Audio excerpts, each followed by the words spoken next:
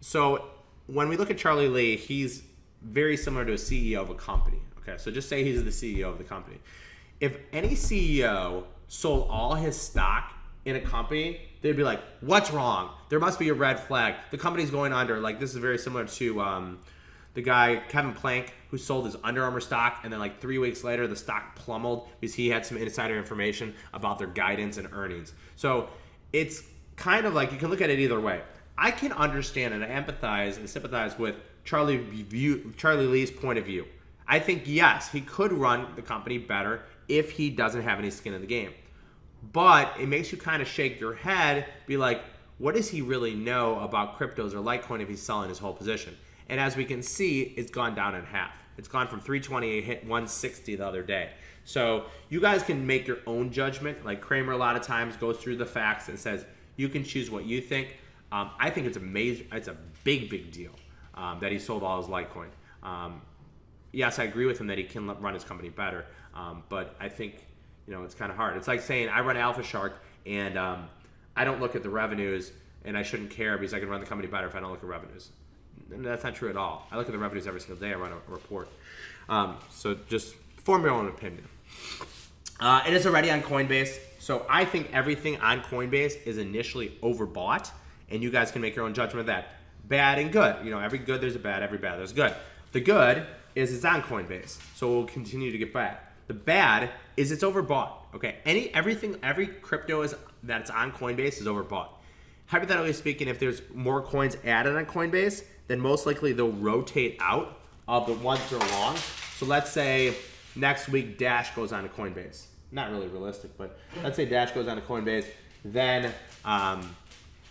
Then people would rotate out of Litecoin and into Dash.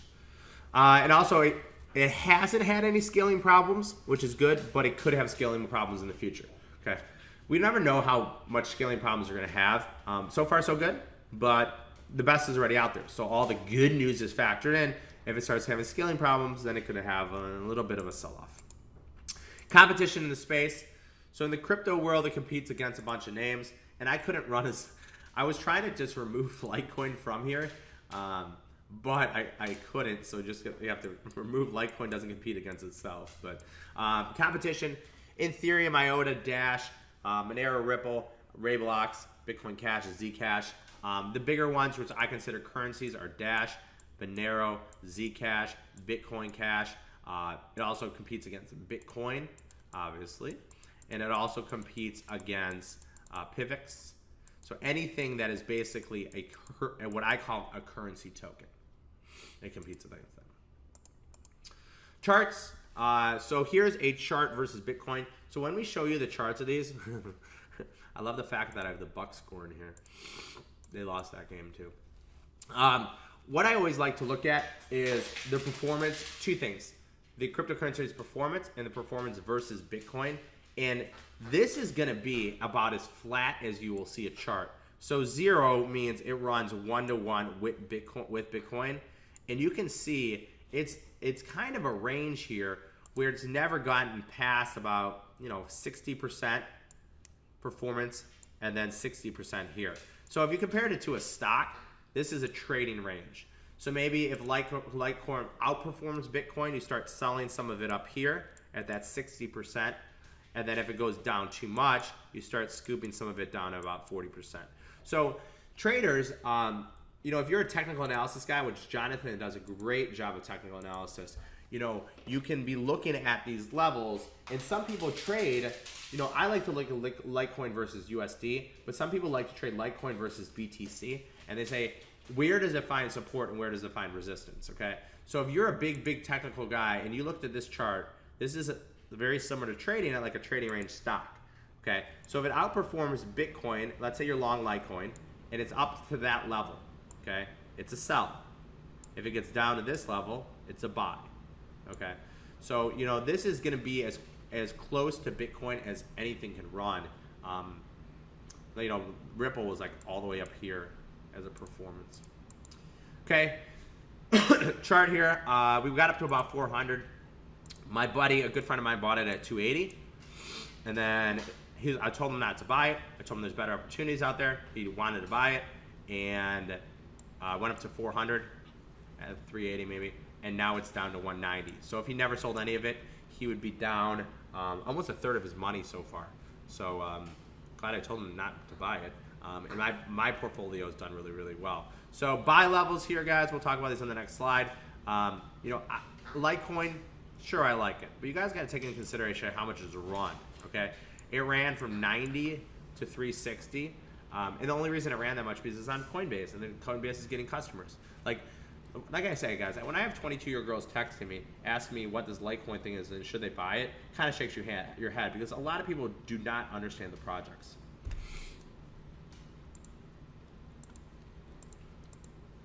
Buy levels. I always like to have 3 buy levels in there. I like 3 tranches. One would be, hey, I buy it today. Where's my stop loss? Another one is, hey, I'm an aggressive trader. I want to buy the first pullback. And then I just look for support and resistance levels. And then the moderate pullback would be like, hey, let's wait till the cryptocurrency price sells off even more. So buy level number 1 is if you wanted to buy it today, you could buy Litecoin at 190.67, which is roughly, you know, it's roughly 194 today. Stop loss would be 140 or down 20%. You can choose what you want. An aggressive pullback trader, you're going to be buying basically the stop loss level because what is support becomes resistance, and resistance becomes support. So this is going to be your stop loss if you're buying it today, okay, if you use stop losses. If the next level of support to the downside is 140, moderate pullback, you buy at 125 with a stop at 95. I personally, guys, never use stop losses. I don't use stop losses at all. You guys can choose to use stop losses. These are 3 proprietary based levels that you can use if you're interested in it. So buy it now, stop under 140. Buy at 140, stop under 110. Buy it at 125, stop under 95. How to buy it. These are the major exchanges you can buy it on. GDAX is owned by Coinbase, so Coinbase and GDAX is basically the same thing. So you can buy it on Coinbase, you can buy it on GDAX, you can buy it on Binance, and you cannot buy it on BitThumb because BitThumb is a Southern Korean exchange, so you cannot buy it there. Most people buy it on Coinbase or GDAX. Coinbase is kind of the easiest to read for a novice, and then GDAX you can buy it on as well. They are basically the same thing. And I can actually pull up my account here really quickly. I actually have, I've been sitting on some cash for the last couple days waiting for a little bit more of a sell-off in the market. So let me log in here and I'll show you guys how you can buy it on GDAX. I have to get his password.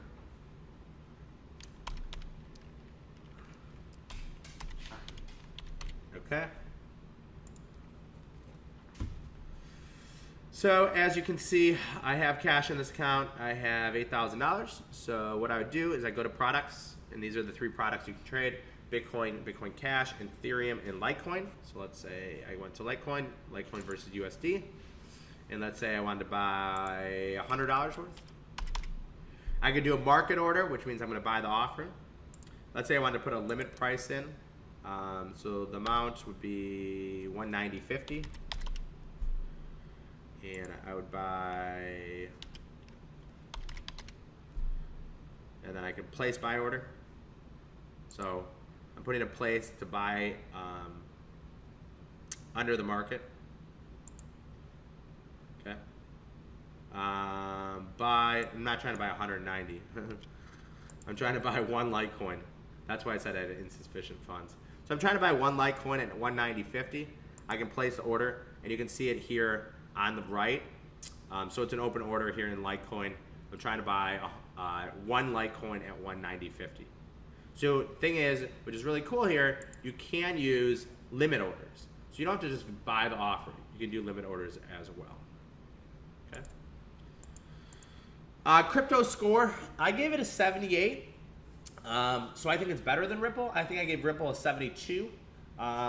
You know, there's things I like and I don't like about it. You know, as we start going through the top 50 names, I think there's more opportunity. I think there's a lot more opportunity after the top 100 names.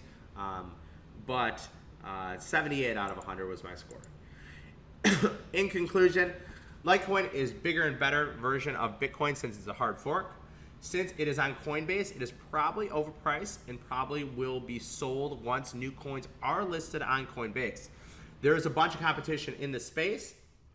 It has not had any problems with scaling, and it is doing very well keeping its transaction fees low. So a lot of the good might be factored into it. Charlie Lee sold his whole position in Litecoin. Imagine if a CEO sold their whole position in any company. Does that mean that he doesn't have faith in it? So you guys can determine what you like. Hopefully you guys got a lot out of this presentation. This will be